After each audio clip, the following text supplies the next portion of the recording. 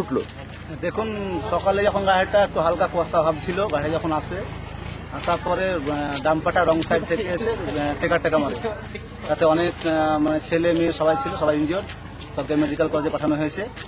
কি অবস্থা আছে সেটা মানে আমরা এখন জানি না, তবে একটু পরে আমরা যাবো, খোঁজটা নেবো। আচ্ছা, কতজন মোটামুটি টেকারে ছিল বা কতজন এখন পর্যন্ত আহত? 20-22 মতো ছিল এবং সবাই মানে ইনজিওর হয়েছে। সামনে যারা ছিল তারা একটু বেশি হয়েছে, পিছনে যারা ছিল তারা একটু কম হয়েছে, প্রত্যেকেই মানে খাম হয়ে গেছে।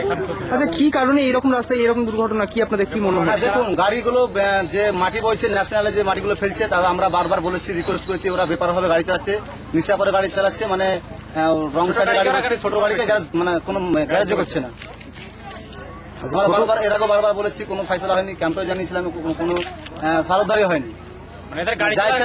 আমরা চাইছি যে গাড়ি মাটি কাটাগুলো বন্ধ হোক, নাহলে সাধারণ পাবলিক অনেক সময় এর আগে অনেক ঘটনা ঘটেছে, আপনারা প্রত্যেকে জানেন, অ্যাক্সিডেন্ট এর আগে ঘটে গেছে, আবার ফের অ্যাক্সিডেন্ট আবার হতে পারে। আমরা চাইছি যে মাটি কাটা বন্ধ হোক।